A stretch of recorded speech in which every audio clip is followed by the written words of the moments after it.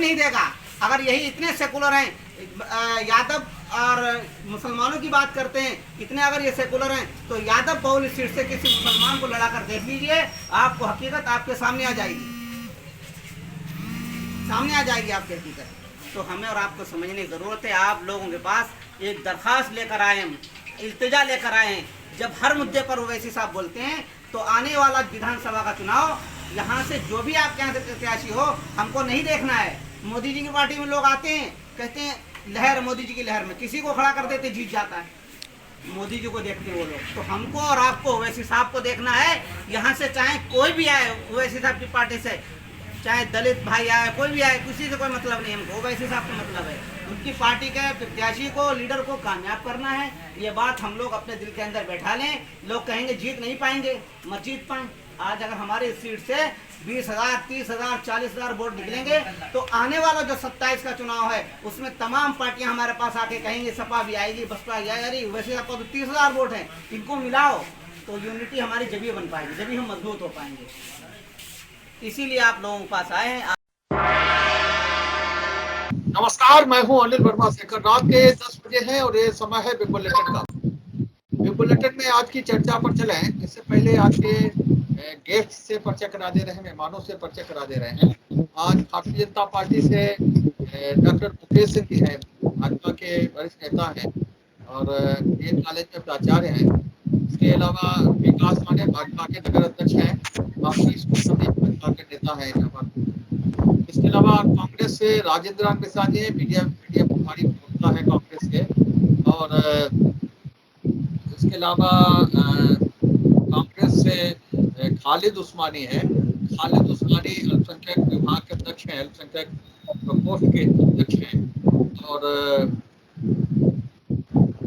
रवीश द्विवेदी जी शहर कांग्रेस कमेटी के उपाध्यक्ष हैं। ये कांग्रेस का पैनल है। और समाजवादी पार्टी से अनिल गंगवार जी हैं। और अनिल गंगवार जी के अलावा राधे श्याम पार्टी के नेता, युवा नेता है, समाजवादी पार्टी का पर्सन। आज के विषय पर चलते हैं, पैसे की शुरुआत करते हैं। और चुनाव की चर्चा चल रही है, अभी समय है और अभी जो साथ बिछाने का काम है वो मूल रूप से चल रहा है। जो बड़े राजनीतिक दल हैं उनकी अपनी अलग तैयारियां हैं, बूथ कमेटियों को लेकर के तैयारियां हैं, उसी तरीके से तैयारी चल रही है। भाजपा में पन्ना होता बैलेट पेपर उसका वोटिंग लिस्ट का, वोटर लिस्ट का एक पेज का प्रमुख बनाने की व्यवस्था है। समाजवादी पार्टी भी बड़े पैमाने पर वन बूथ 20 यूथ की योजना के तहत काम कर रही है। कई विधानसभा क्षेत्रों की मीटिंग होगी। और लेकिन जो छोटे राजनीतिक दल है वो अपनी तरह से बात सोच रहे हैं। और अभी समय है, उम्मीदवारों के नाम भी फाइनल नहीं है। फाइनल करने का सिलसिला ही शुरू नहीं हुआ है। लेकिन लगता यह है कि सबसे ज्यादा आसान स्थिति भोजपुर विधानसभा क्षेत्र में होने वाली है। उसके पीछे कारण ये दिख रहा है कि बसपा ने लगभग 1 साल पहले से तैयारी शुरू कर दी है। कोई गठबंधन की स्थिति है नहीं। और अभी तक समाजवादी पार्टी, अभी तक बसपा के राष्ट्रीय अध्यक्ष के जो बयान आए हैं वो गठबंधन से जुड़ा हुआ है।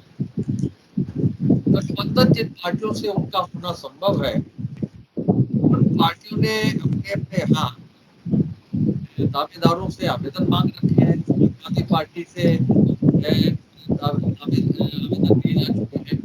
भाजपा से भाजपा का वहाँ पे बेनर स्थिति है, नेता का विधायक है। तो बसपा अपनी तैयारी कर रही है और बिल्कुल आश्वस्त है बसपा के जो संभावित उम्मीदवार हैं। और हर जगह वो यही कहते हैं कि टिकट मुझे मिलेगी। दूसरी चीज, अभी जो AIM है ओवैसी की पार्टी, उसने भी शुरुआत की है सब और भोजपुर में शुरुआत की और जो प्रारंभिक भाषण उनके जिलाध्यक्ष का आया है मोहम्मद अकरम, वो ये कह रहे हैं कि साहब हमें इस चुनाव में इतने ज्यादा से ज्यादा वोट लाने हैं ताकि जो 5 साल बाद यानी 27 में आने वाला विधानसभा का चुनाव है उसमें जो बड़े राजनीतिक दल हैं वे हमारा वजन समझें और उस वजन के हिसाब से हमें महत्व दें। तो जाहिर सी बात है जिस रूप में वैसे की पार्टी की वो लिया जाता है उसकी चर्चा होती है कि वो एक वोट काटने वाली पार्टी है, वोट कटवा है वो बात उनके जिलाध्यक्ष के भाषण से बिल्कुल उजागर हुई। तो जो पार्टी इस चुनाव को केवल शक्ति प्रदर्शन के रूप में ले रही है, केवल इस रूप में ले रही है कि उसकी पार्टी को अधिक से अधिक वोट मिल जाए ताकि उसका वजन बन जाए, उसका एक यहाँ उत्तर प्रदेश में स्थापित हो जाए उनकी पार्टी, इस रूप में ले रही है उनकी। तो लगता यह है कि जो भोजपुर विधानसभा क्षेत्र है वहाँ बहुत घमासान होने वाला है।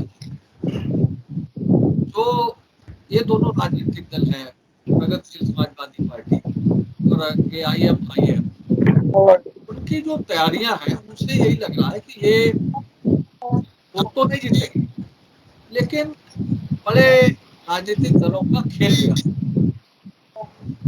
तो इसी पर आज हम लोग चर्चा करेंगे।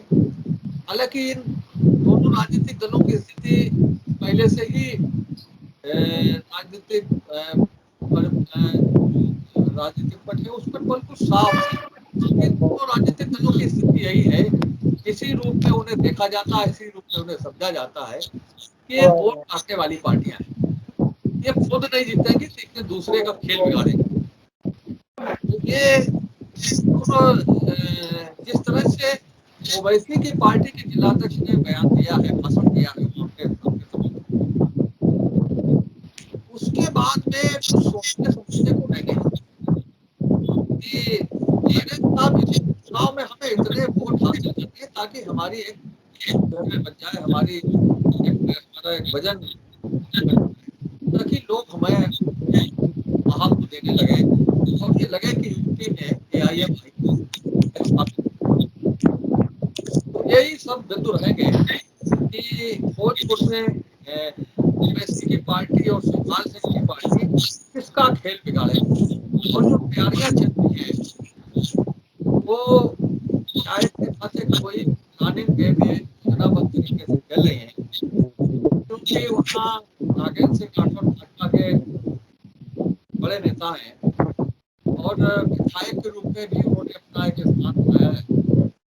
तो जाहिर सी बात है कि ये जो तैयारियां हैं ओवैसी की पार्टी की और सुखपाल सिंह की पार्टी की, ये किसी न किसी का खेल भी है और कहीं कोई इस तरह के संकेत भी नहीं है कि जो बड़ी पार्टियां हैं वो भोजपुर को कमजोर मान के चल रही है, भोजपुर को छोड़ करके चल रही है, ऐसी कोई स्थिति लग नहीं रही।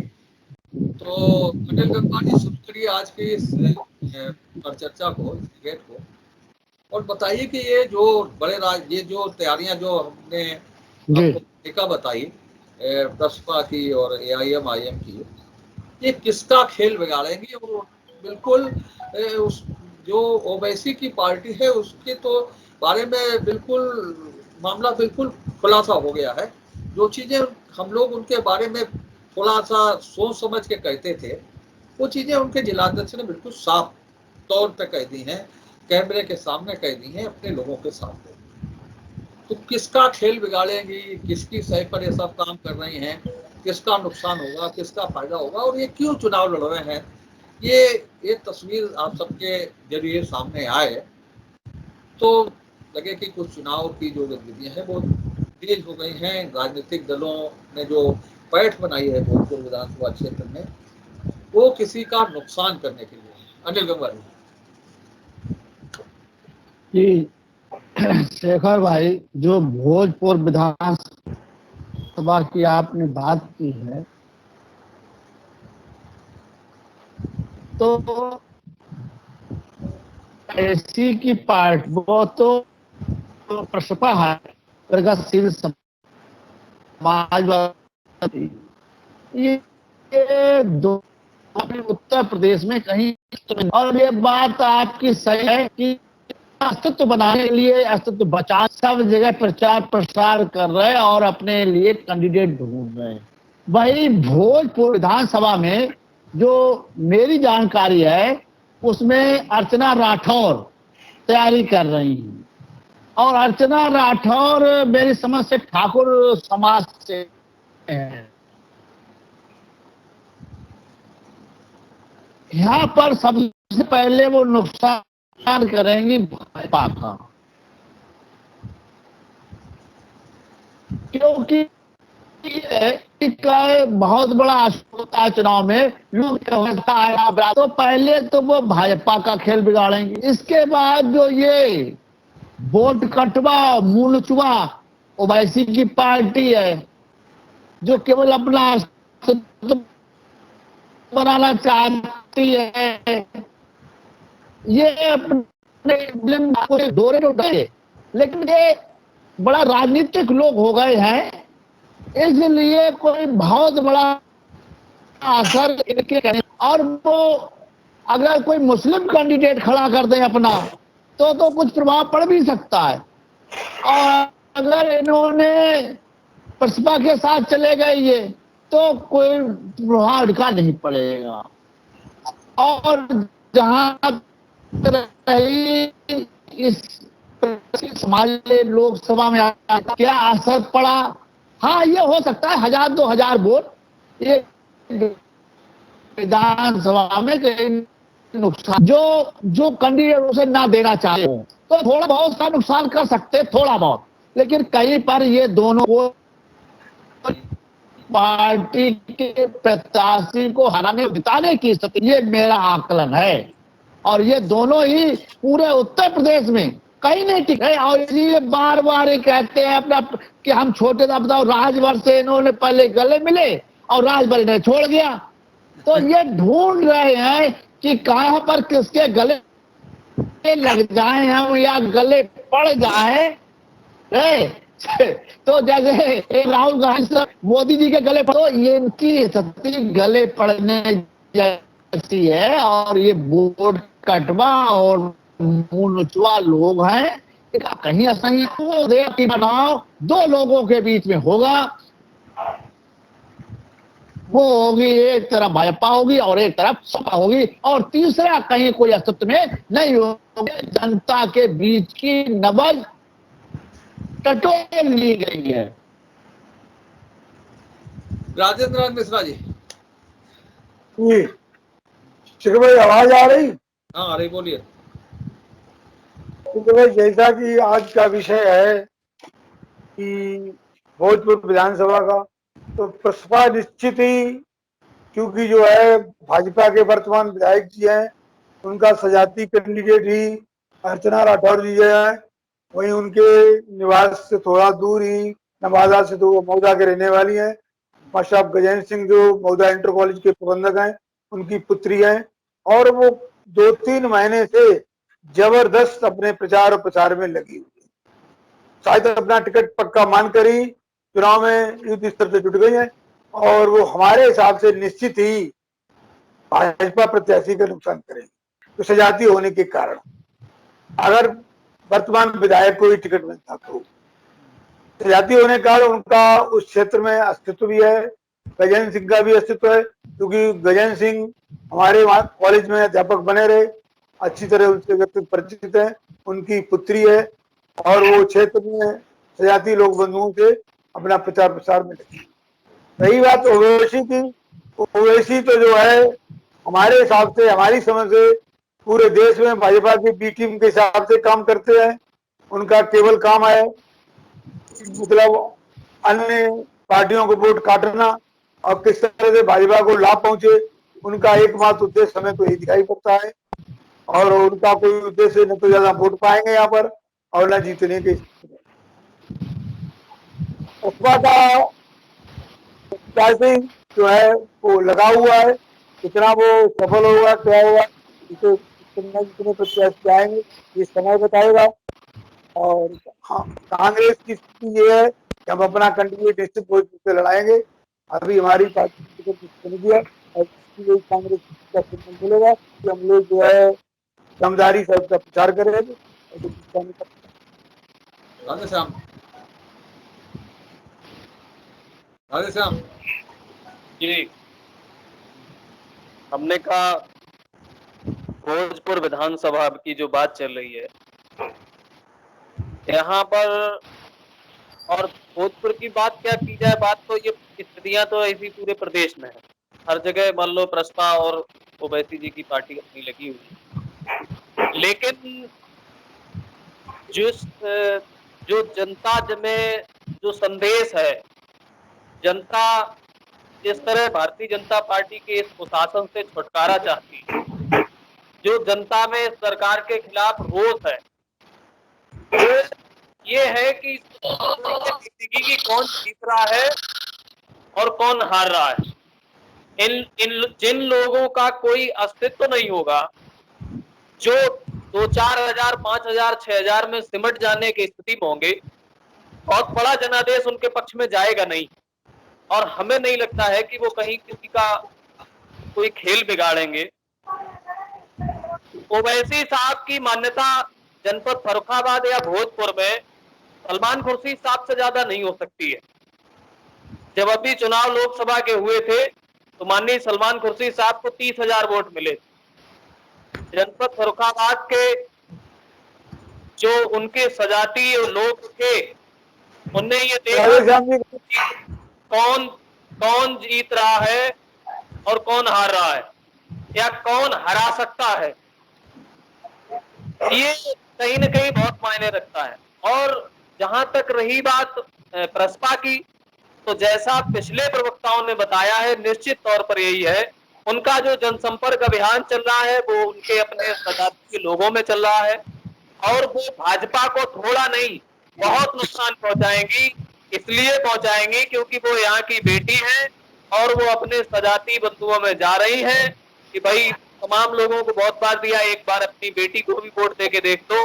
तो जहां रोटी और बेटी की बात आ जाती है वहां लोग समझौता कर लेते हैं। निश्चित तौर पर भारतीय जनता पार्टी को उनसे नुकसान होगा, समाजवादी पार्टी को उनसे कोई नुकसान नहीं होगा। समाजवादी पार्टी जनपद की चारों सीटें जीतेगी 2022। खालिद उस्मानी बोल पाओगे? खालिद, आशीष बात बोलो।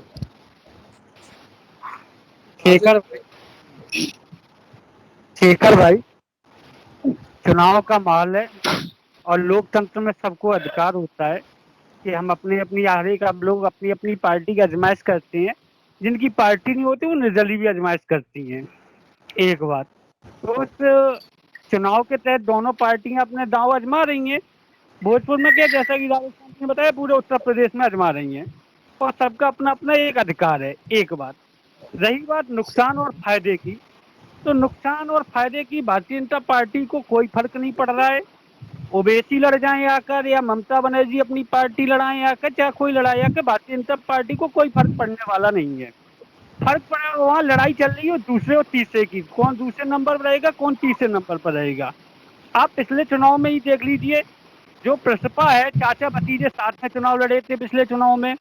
पिछले चुनाव में ओवैसी पार्टी का कोई अस्तित्व नहीं था उत्तर प्रदेश में, फिर भी भारतीय जनता पार्टी का प्रत्याशी वहां रिकॉर्ड मतों से जीते। और आज जो 5 साल में भारतीय जनता पार्टी ने जो विकास किया है, जिस तरीके से रोजगार दिया है, जिस तरीके से बिजली पानी मकान, कोरोना काल में जिस तरीके से WHO द्वारा उत्तर प्रदेश की तारीफ करना, इस तरीके ऐसे हम गिनाने चले विकास को, तो हमें नहीं लगता है कि आधा घंटे के इस डिबेट में हम विकास गिना पाएंगे। तो इस विकास के ब्यार पर भारतीय जनता पार्टी फर्रुखाबाद में नहीं पूरे उत्तर प्रदेश में सरकार बनाने जा रही है। और यहाँ जो आप फायदे नुकसान की बात चल रही है वो दूसरे और तीसरे नंबर की लड़ाई चल रही है। विकास भाई साहब बहुत बहुत धन्यवाद आपका।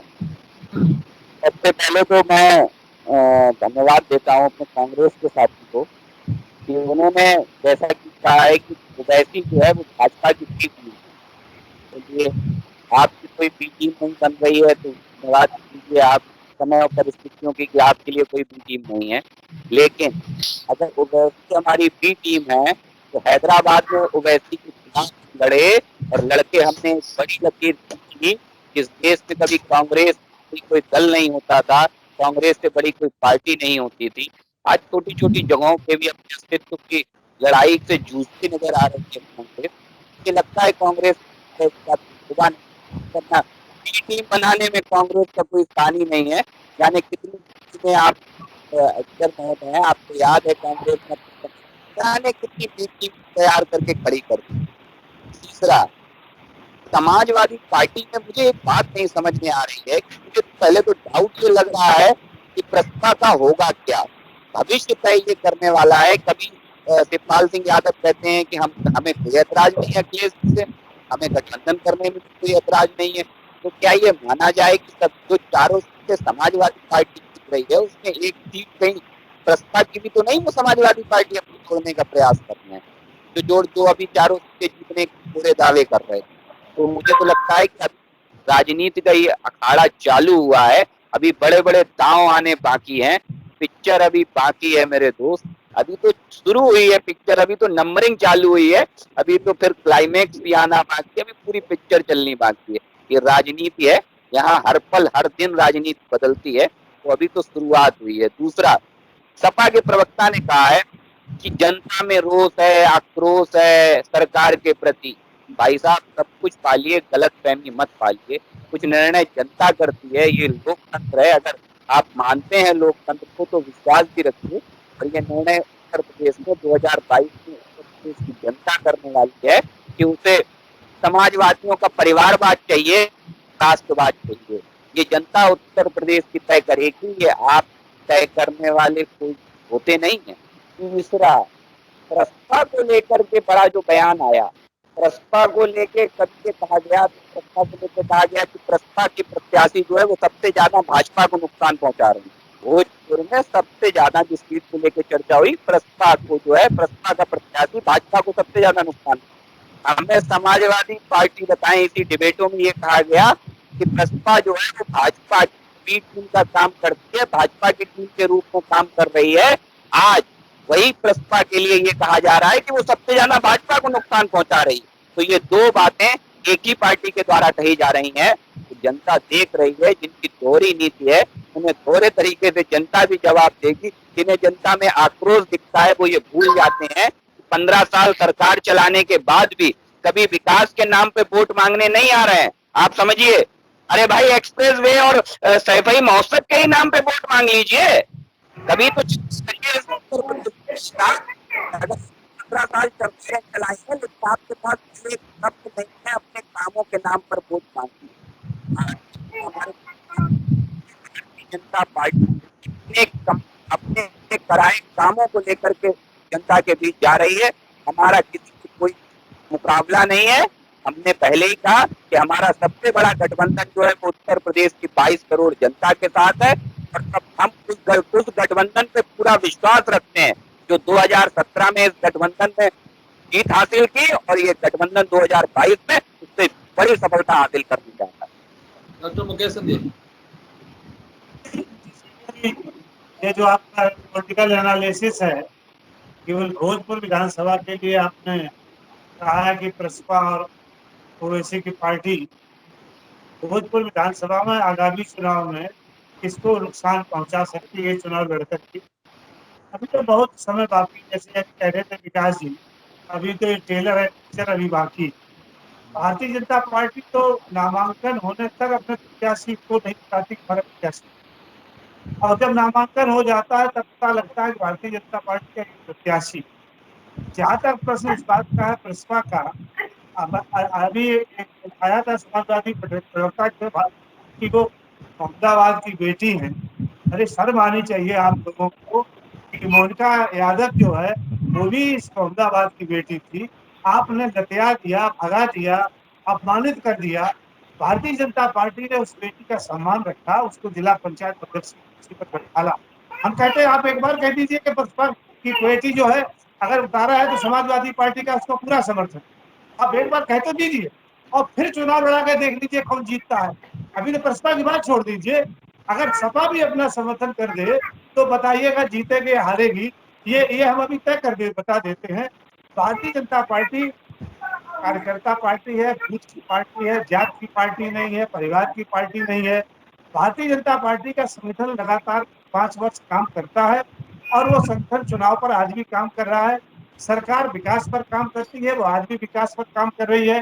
पूरे उत्तर प्रदेश में कोरोना काल में 45 से 50 लाख प्रवासी मजदूरों को ला करके उनका परीक्षण करके रोजगार देके खाना खिला करके जो काम भारतीय जनता पार्टी ने किया है, और योगी आदित्यनाथ जी ने सेकेंड लहर में भयंकर चुनाव के बाद जो अपना काम किया है, उससे भारतीय जनता पार्टी की कार्यशैली को जनता जान गई है किस प्रकार काम करती है। और आने वाले 6 महीने केवल हम विकास का काम करने वाले हैं, हम मंदिर भी बनाते हैं। ऐसा नहीं है आप कह देते राम की नहीं मानते, राम के मानते हैं। हम दोनों मानते हैं, राम की भी मानते हैं और राम के भी हैं, दोनों काम करते हैं। हम कभी दो बातें नहीं करते। हमने जो कहा वही किया। कश्मीर से 370 की बात हमने की तो हम ही ने हटाई। हमने राम मंदिर की बात की तो हम ही ने बात की है। समान नागरिक संहिता लाएंगे तो हम ही लाएंगे, ये तय मान करके चलिए। इसमें कोई दूसरा दल की हिम्मत नहीं है, ना औकात है जो इन समस्याओं को भारत वर्ष में हल करने वाली बात करता हो। भारतीय जनता पार्टी विकास के नाम पर वोट मांगती है और विकासी के नाम पर वोट मांगेगी।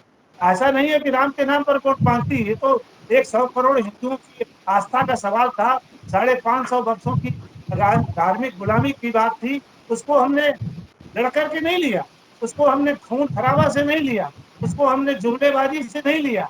उसको माननीय सर्वोच्च न्यायालय ने निर्णय करके दिया कि भगवान राम का मंदिर अयोध्या में बनना चाहिए और वो बना। उसके लिए किसी पार्टी का कोई एहसान नहीं।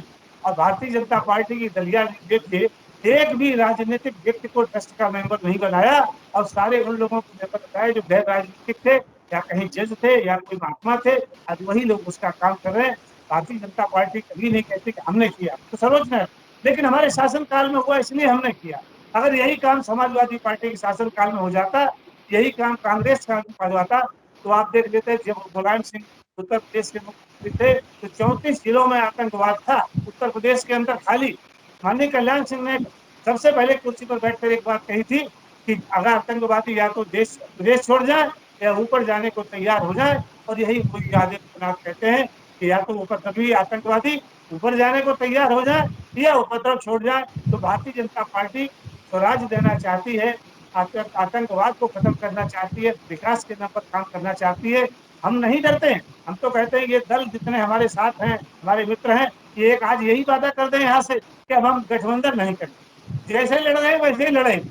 लेकिन हमें लगता है बाढ़ आने वाली है और सांप और न्योला एक ही छप्पर पर बैठने वाले हैं, इसको कोई रोक नहीं सकता। ये बैठेंगे और चाहे जो कुछ भी कहें, लेकिन भारतीय जनता पार्टी अपने दम पर चुनाव लड़ेगी और आगे आने वाले 2022 के चुनाव में 300 से अधिक सीटें ही लेगी, 300 से कम नहीं लेगी। माननीय अखिलेश जी को मैं बहुत धन्यवाद देना चाहता हूँ यहाँ से कि उन्होंने 3 सीटें किसके लिए छोड़ी, कांग्रेस के लिए छोड़ी या दूसरे दलों के लिए छोड़ी। 400 सीटें तो वो ले लेंगे, 3 सीटें क्यों छोड़ दी, तो उसको भी अगर काउंट कर लेते तो हमें लगता है कि चुनाव खत्म हो जाता और वो जो है पूरी बहुमत के साथ उत्तर प्रदेश में सरकार बना लेते। इस प्रकार के भाषण देने से जनता खुश होने वाली नहीं है। जनता काम से खुश होती है, जनता जो है स्वराज से खुश होती है। इसी तरीके से हमारा मानना है कि ना हम बसपा से डरते हैं, ना हम ओवैसी से डरते हैं, ना हम किसी अन्य दल से डरते हैं। हम अपने काम के आधार पर, जनता के विश्वास के आधार पर चुनाव लड़ते हैं और लड़ेंगे, ये तय मान। जी, हमने कहा बड़े सवाल आए, 3 लोग बोले, आपका 15 नंबर मिनट, नहीं आया, आपका नंबर नहीं आया। 3 लोग नहीं, सवाल क्यों, नंबर क्यों नहीं आया? नंबर बिल्कुल आ गया है, तो सेकंड राउंड चालू है। एंकर को तो बोलने दीजिए।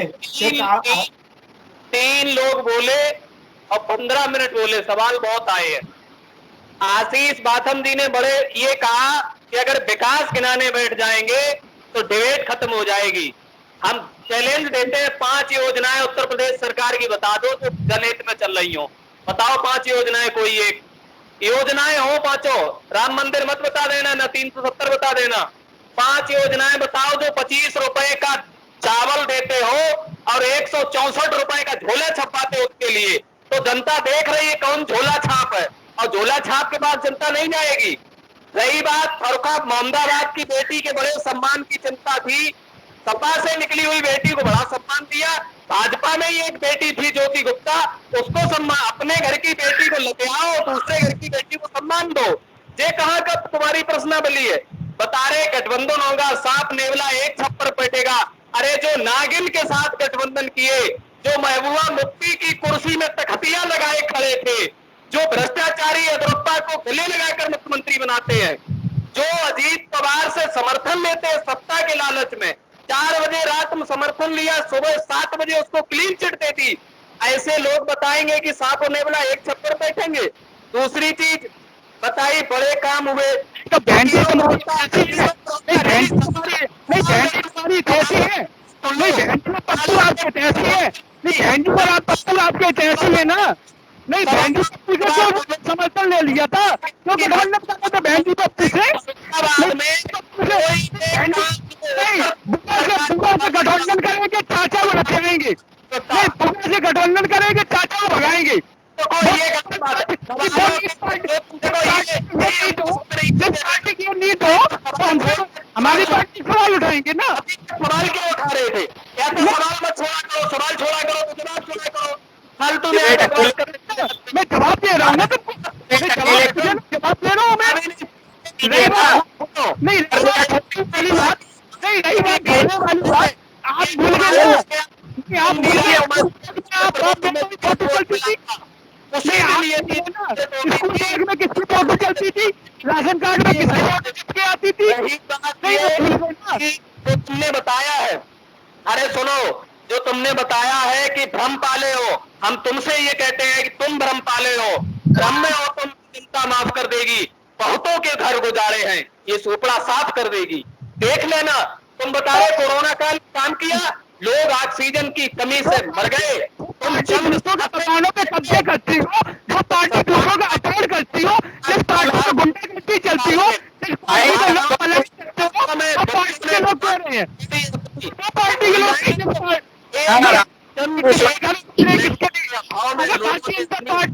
जिसका तुमने मकान छीना, उनको मकान दिलाने का काम भारतीय जनता पार्टी ने किया है। सरकार मरा जा रहा था, मकान नहीं बना पा रहा था, उसकी सरकार ने भारतीय जनता पार्टी सरकार में मकान बनाने का काम 1,20,000 कर दिया। आप बता रहे मकान देते थे, 3.5 लाख थी अखिलेश यादव की सरकार में उस मकान की कीमत, जो कितनों को मकान मिला था सरकार में? एक समुदाय को छोड़ के कितनों को मकान मिला? एक जात के समुदाय को छोड़ के कितनों को मकान मिला? यहाँ भेदभाव का काम नहीं होता है, पार्टी नहीं होता है, भेदभाव का काम नहीं करते, हम भेदभाव का काम नहीं करते। आपकी तरह जातिवादी नहीं है, हम परिवारवादी नहीं है, हम सबका साथ, सबका विकास, सबका विश्वास वाले लोग हैं। सिटी का प्रचार करते गए लोग हैं, और फिर उस गाड़ी को भाजपा की कार्यकर्ता धक्का देकर निकलवाते हैं।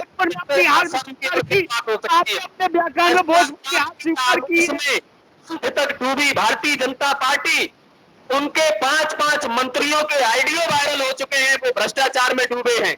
आईपीएस की व्हाट्सएप चैट जो है वायरल हो चुकी है कि 90 लाख। अनिल कुमार जी बोल रहे हैं। हाँ अनिल जी, हाँ बोलिए। हाँ बोलिए। हाँ शेखर भाई, आप ये लोग भोजपुर की बात हटके लोगों की परंपरा है।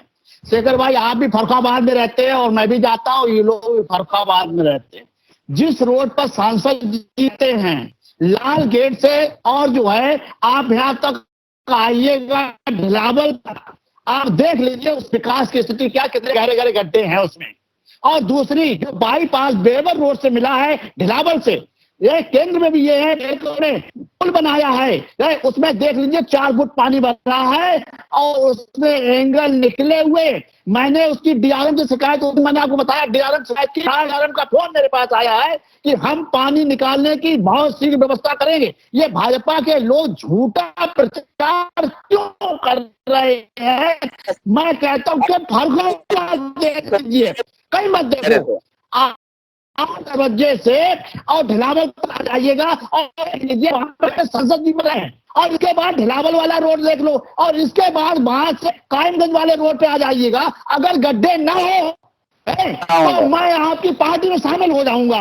और बताइएगा, ये विकास है आप बजट- फरेब क्यों बजट करते हो? खत्म होने के जो बाद और भी सत्य है फायदे होंगे। डिबेट में बैठ कर उस पर आई। कल आपके कल विकास दुबे जी ने आपका झंडा गाड़ दिया।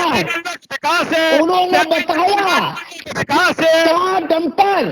अरे ये प्रचार मत करो झूठा, समझ गए गुंडे का है। बबलू सिंह को भूल गए हो? कल तुम्हारी पार्टी का आला है रीता सिंह से मिलवा के है, तुम शराफत का चोला ओढ़े घूम रहे हो, गुंडे सपा में है। अरे कल उसने बताया है कि कितनी खनन तुम लोग कर रहे हो, खनन बंद करा दे। उसे देखिए, उसका ट्रैक्टर सीज करवा दिया तुम लोगों ने, और अब खनन का उसने झंडा फाड़ कर फेंक दिया है। तब कहाँ चले गए तुम लोग? खनन बंद कराइए, चारों तरफ बालू लुट रही है। और जो सपा में होती थी तो तुम कहते सपा में गुंडे कर रहे हैं, और ये भाजपा के गुंडे नहीं कर रहे खनन। हमारी सरकार में तुम्हारी तरह नहीं कि हमारी जात का तो छोड़, हमारे परिवार का छोड़, हमारे समुदाय का तो छोड़। अरे खनन बंद कराओ ना, और काले ट्रैक्टर खनन करें, विकास सड़क बनवाइए। केवल झूठा प्रचार करने के अलावा और कोई काम तुम लोगों के पास नहीं है कि चारों तरफ झूठ फैलाओ। वो खनन की है? बात करें। अरे तो हमने करे, तुम क्यों कर रहे हो? तुम तो राजा हरिश्चंद्र हो ना, तुम तो राम के पुत्र हो ना, है? तुम बंद कर, है? देखो जाकर अरे हमने करे हैं तो हम तो ठीक करे हैं, लेकिन तुम क्यों कर रहे हो? पर हमें तुम्हें अंतर क्या है? तुमने संदेश देने का काम करा है? मिट्टी फ्री कर दो ना, बालू फ्री कर दो। जो 1000 रुपए बालू मिलती थी वो 3000 रुपए बेच रहे हो। अब जो 30 रुपए मिट्टी मिलती थी वो 60 रुपए बेच रहे हैं। तुम्हारी कोई पॉलिसी नहीं है, तुम कोई झूठ और फरेब फैलाने वाले लोग हो, और कुछ नहीं तुम्हारे पास है। सुनो, समझ दीजिए, एक ठंडी सूरज की हम जान लेंगे। कुमार जी, अब भैया हाँ बोलना कुछ, जल्दी बोलिए फिर। हाँ, जवाब ले। बोले भाजपा वाले सुने भैया, भाजपा के वक्ता सुनना नहीं चाहते कुछ, तो अपनी बात कहकर केवल झूठा प्रचार प्रसार कह के, इसके अलावा सुन भी रहा हूँ, जवाब भी दे रहा हूँ। सुनिए, हाँ सुनिए, अभी गए जब से बात समझी कि मतलब 12-17 में क्या हुआ, अरे 17 में क्या हुआ, 12 में क्या हुआ, उसे देखा आपने? 17 में आप 17 में आ गए तो 12 में कौन था, 7 में कौन था? इतने मदहोश हो गए 17 में, एक बार 17 में नहीं, अब राजी हो गए, कोई हरा ही नहीं पाएगा। हमारे साथी कह रहे थे मतलब आशीर्वाद से मदहोश है, जनता आशीर्वाद दे चुकी है, वेंटिलेटर नहीं मिला, नहीं मिली, हमारी जनता के साथ गठबंधन हो गया है भाई, हमारा जनता भी हो चुका है। 48 दलों के साथ गठबंधन है, 48 दलों के साथ। उत्तर प्रदेश में गठबंधन नहीं है। अनुप्रिया पटेल के साथ, तुम भी तो के साथ में, तुम भी तो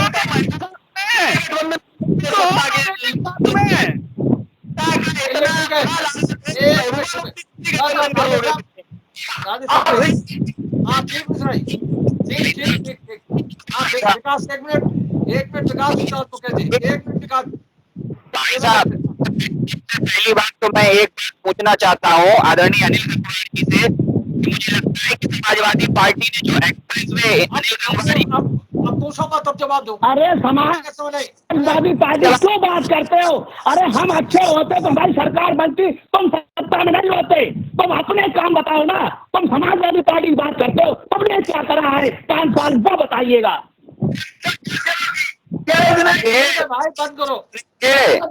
सुनेंगे कि डर और खौफ इतना है हृदय में कि जो आपने एक एक्सप्रेसवे बनाया उस पे देखिए जाके कितने पैच वर्क हैं।